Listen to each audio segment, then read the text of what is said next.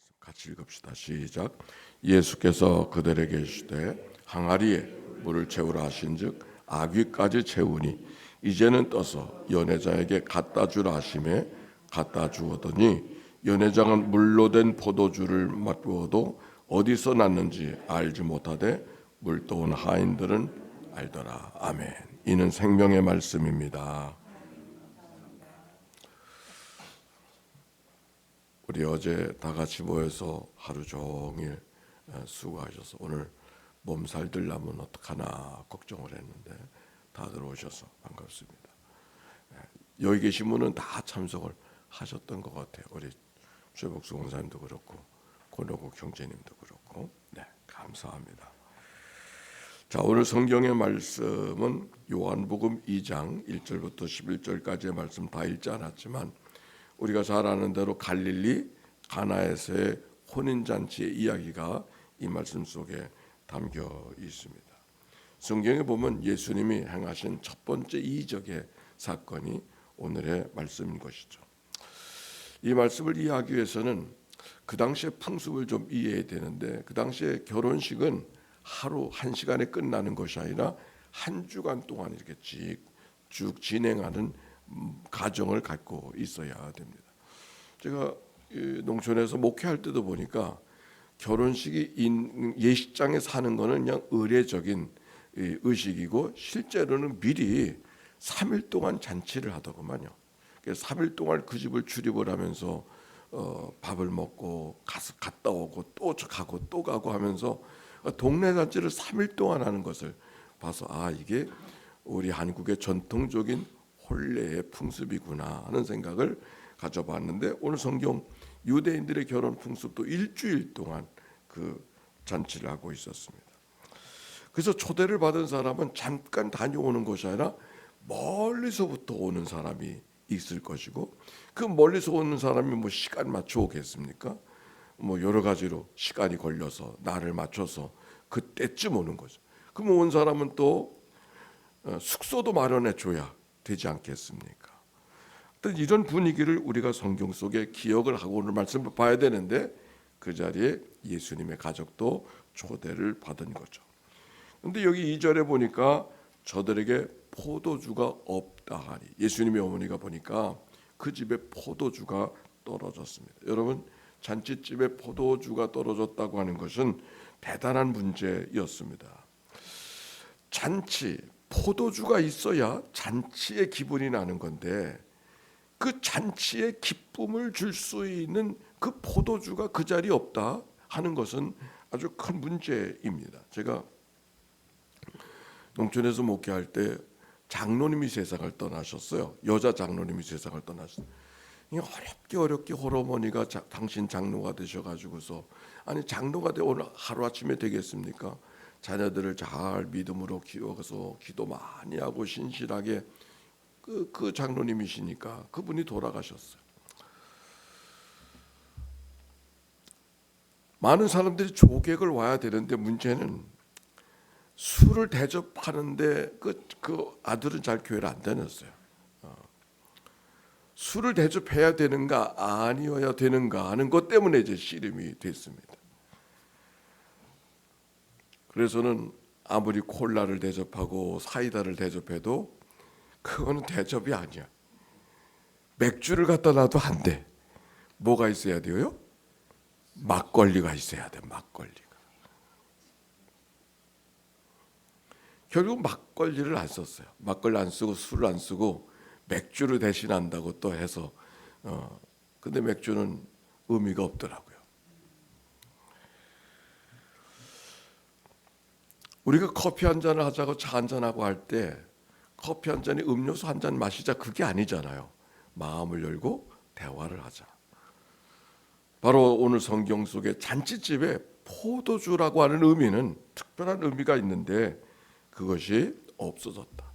이젠 잔치의 기쁨이 없어졌다. 아니 잔치를 끝낼 시간이 되어졌다. 뭐 이런 것뿐만이 아니라 그 집에 포도주는 꼭 있어야 되니까 부조금을 내는 사람들이 이제 부조금을 다시 걷어야 될 판이 되어진 지경이 오늘 성경의 배경입니다. 자, 3절 같이 읽어볼까요? 시작. 여자여 나와 무슨 상관이 있나이까? 내 때가 아직 이르지 아니하였나이다. 예수님께 가서 예수님이 마리아가 예수님께 가서 포도주가 없다고 이야기하니까 예수님이 좀 퉁명스럽게 대답을 하셨어요. 여자여, 어머니를 향해서 여자여, 나와 무슨 상관이 있까? 내 때가 아직 이르지 아니하였나이다. 여기 때라고 하는 것은 예수님이 그리스도로 메시아로 사람들에게 인정받고 십자가로 하나님의 구속의 역사를 베풀어 주시는 그때를 말하는 것이죠. 때가 아직 안 됐다고 하는 얘기는 무슨 얘기예요? 거절하는 거 아니에요. 아직 내 때가 이르지 않았습니다. 어머니는 마리아는 예수님에게 뭔가 기대하고 청을 했는데 예수님은 아직 때가 아니라 그러면서 거절하는 거잖아요.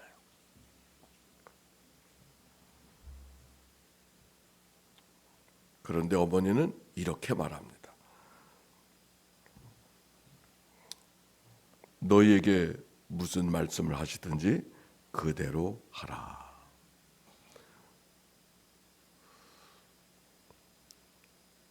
이게 무슨 말씀입니까?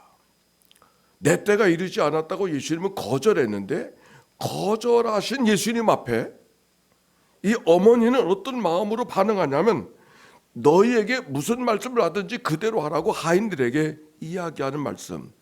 이 어머니 마리아의 마음이 어떤 마음인가? 우리들의 영적 생활을 어떻게 해야 될 것인가를 이 말씀을 통해서 발견하게 되어집니다. 우리가 원하는 것이 원하는 대로 이루어져야만, 아니 원하는 것이 원하는 대로만이 아니라 우리가 의롭게 살아야만 되기 때문에 의로워져야만 하나님 앞에 다가설 수 있는 것이 아닌 거죠. 우리가 주님 앞에 서는 것은 의롭게 살았기 때문에 의로움을 결과로 열매로 갖고 왔기 때문에 주님이 우리들의 예배를 받아주십니까? 우리가 의라고 하는 것은 내가 볼 때 의지, 하나님이 보실 때는 의가 아닐 수도 있는 거예요. 이 말씀은 우리에게 무엇을 이야기하는가? 하나님은 우리에게 의를 원하시지만 내가 의로웠기 때문에 하나님이 우리들의 예배와 우리의 마음을 받아주시는 것이 아니라 우리가 부족하고 연약하고 죄인되고 부끄러운 존재이지만 그럼에도 불구하고 주님을 여전히 기대하고 주님 앞에 나아가려고 하는 그 마음을 주님이 기뻐하시고 받으시는 줄로 믿습니다. 오늘 성경은 바로 그것을 이야기하는 거예요. 예수님이 거절을 만났어요. 어찌 보면은 그 거절 앞에 실망할 수밖에 없고 안 되나 보다 낙심할 수밖에 없고, 아니면 어머니가 이야기한 내가 얘기했는데 안 들어줘? 아마 속상한 마음, 또 핀잔하고 싶은 마음, 꾸짖고 싶은 마음이 없을 수 없을 거예요. 그러나 그 마음이 아니고 계획한 대로 되어지지 않고 생각한 대로 되어지지 않는다고 한숨과 탄식 아니면 핀잔과 꾸지람이 아니라 그럼에도 불구하고 여전히 그분을 기대할 수 있다고 하는 것. 그게 영적 생활의 모습인 것이죠. 건강한 자에게는 의원이 쓸데없고 병든 자에게라야 쓸데있느니라. 내가 의인을 부르러 온 것이 아니요 죄인을 부르러 왔노라. 우리가 주님 앞에 가는 것은 의인이기 때문이 아니라 오히려 죄인이기 때문에, 오히려 병든 자이기 때문에, 오히려 연약한 자이기 때문에 주님 앞에 우리의 삶이 나아가고 주님이 우리를 맞이해 주시는 줄로 믿습니다. 예수님이 이제 반응하셨어요. 7절 말씀 다 같이 한번 읽어볼까요? 시작. 항아리에 물을 채우라 하시니 아귀까지 채우매. 뭐라 그랬어요? 항아리에 물을 채우라고 예수님이 말씀하셨어요. 그랬더니 하인들이 아귀까지 채웠다.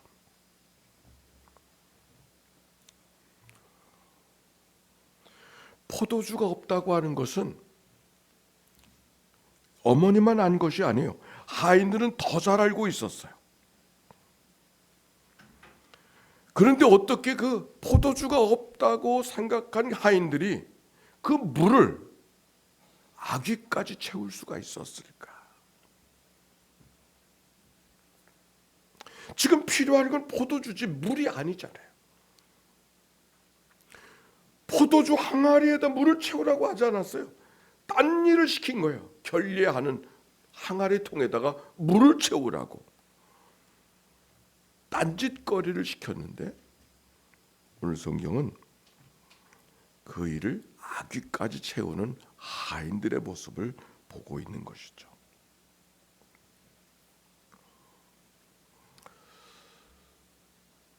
어제 정현식 목사님이 찬양을 인도하시는데 아주 은혜가 됐습니다. 그렇죠? 그가 찬양을 인도하면서 이렇게 말했어요. 세 가지 기도 제목 주면서 마지막에 우리가 무슨 일을 하든지 주께 하듯 하라. 골로새서 3장 22절에 보면 무슨 일을 하든지 마음을 다하여 주께 하듯 하고 사람에게 하듯 하지 말라라고 하는 말씀이 있습니다. 오늘 말씀을 통해서 우리는 순종이 무엇인가라고 하는 것을 깨닫게 되어지는 거예요. 주께 하듯 한다고 하는 말씀은 흉내만 내라고 하는 그런 말이 아니에요. 마음을 다하라고 하는 말이에요. 근데 마음을 다한다고 하는 것은 마음이 갈라지지 않는다는 말이요. 그 말은 무슨 말인가? 우리가 종의 마음을 가져야 된다고 하는 그런 말이에요. 종의 마음은 어떤 마음이에요? 난 종이다. 이래서 고개 드는 사람이 종이 아니잖아요. 종은 나는 아무것도 아니다. 나는 무익한 종이다. 나는 알 수 없는 연약한 인생인 것을 고백하는, 내 속에는 아무것도 없음을, 내 뜻도 내 생각도 내 영광도 내 주장도 없음을 고백하는 게 종이잖아요. 죽게 하듯 하는 것은 얼마나 나이스하게 하는가, 얼마나 멋지게 하는가가 아니라 그 마음에 종의 마음이 있어야 잘할 수 있는 거예요. 우리가 아무리 교양 있게 멋있게 한다 할지라도 종의 마음을 갖지 않으면 죽게 하듯 할 수 없는 거죠. 내가 종이 아닌데 어떻게 죽게 하듯 하겠어요? 그분이 주인 것은 내가 종이었음을 기꺼이 고백할 수 있을 때 죽게 하듯 할 수, 마음을 다해서 할 수 있는 거죠.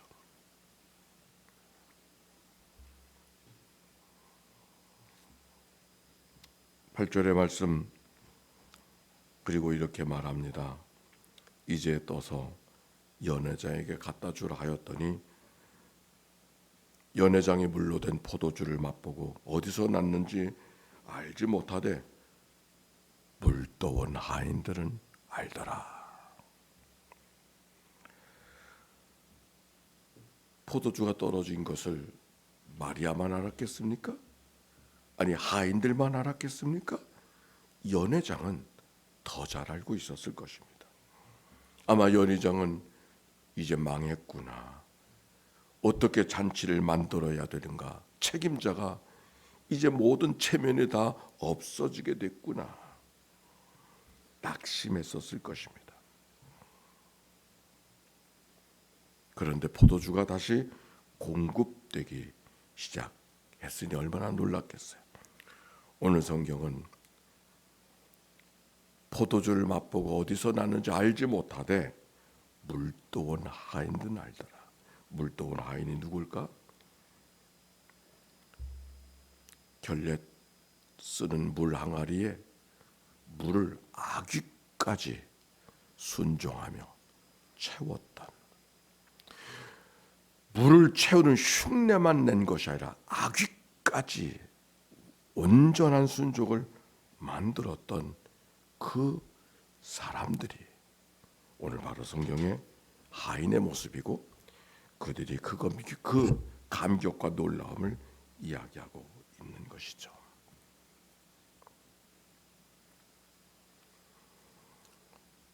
오늘 말씀을 묵상하면서 말씀은 이렇게 시작했습니다. 포도주가 없다 하니 이제 되는 게 없구나. 이제 아무것도 없구나. 모든 게 다 틀렸구나. 모든 게 다 끝났구나. 그 자리에서 역사가 시작이 되어졌다고 하는 이 말씀. 아무것도 없는 자리, 내놓을 만한 것이 아무것도 없는 그 자리가 하나님을 소망하는 자리가 되어졌었을 때 물이 변하여 포도주가 되는 역사를 만들게 하시는 줄로 믿습니다.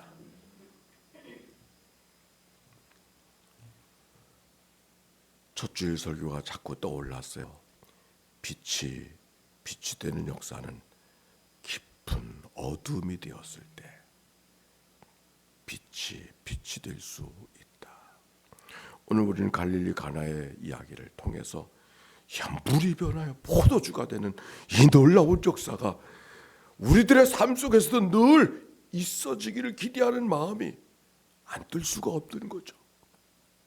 그러나 그 놀라운 역사는, 놀라운 현장에서는 대단한 일이 나타난 것이 아니라 오히려 아무것도 없는 자리에서, 아무것도 기대할 것이 없는 자리에서 만들어지기 시작했다고 하는 것이 오늘 성경의 말씀입니다. 말씀을 준비하는데 내 앞에 책 한 권이 있었습니다. 어둠에서 빛으로라고 하는 책이었습니다. 필리핀의 감리교 선교가 시작되어지는 역사를 기록하고 있었습니다. 원래 필리핀은 스페인 땅이었어요.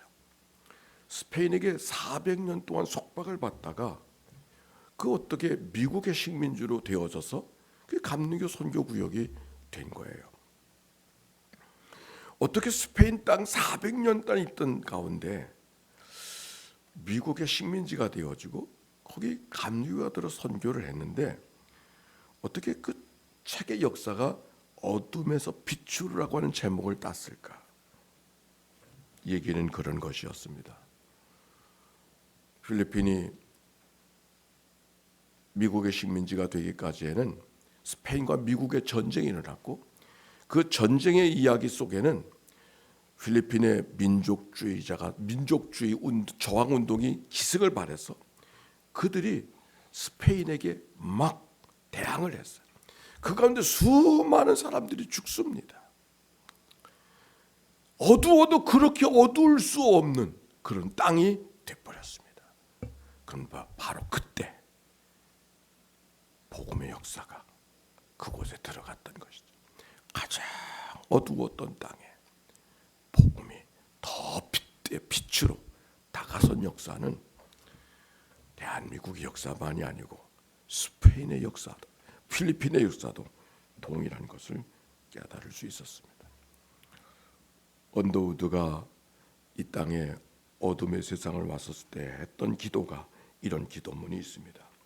주여, 지금은 아무것도 보이지 않습니다.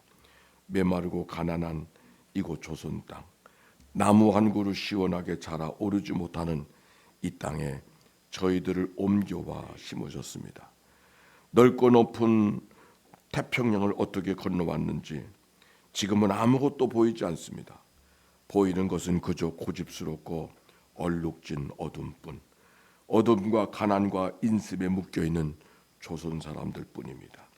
그들은 왜 묶여있는지도 고통도 모르고 삽니다. 고통을 고통인 줄 모르고 사는 자들에게 고통을 벗겨주겠다고 하면 아마 의심부터 하고 화를 낼 것입니다. 저들의 속셈이 보이지 않습니다.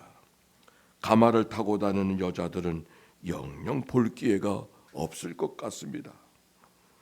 조선의 마음이 보이지 않습니다. 우리가 해야 할 일도 전혀 보이지 않습니다. 그러나 주님 순종하겠습니다. 겸손하게 순종할 때 주께서 일을 시작하시고 그 하시는 일을 우리들의 영적인 눈으로 볼 수 있는 날이 있을 줄로 믿나이다. 어제 선교대를 마치고 2년 전에 코로나 시작, 그때를 기억해 봤습니다. 그 없음은 여전히 우리 가운데 있지만, 그러나 하나님의 역사는 그 없음 속에서부터 더 큰 영광을 주님 앞에 돌려드리는 역사가 담겨 있음을 기억하고, 없음을 바라보고 낙심하고 좌절하기보다 따라서 합시다. 나를 종되게 하시는구나. 나를 종되게 하시려고 없음을 경험하게 하소서. 주님의 뜻이 무엇인가를 찾아가도록 오늘도 이끌어 주시는구나. 이 역사를 바라보고 고백할 수 있었습니다. 그 은혜가 없음을 고백할 때마다 하나님의 인도하심을 받는 복된 승리의 삶이 되시기를 주의 이름으로 축원합니다.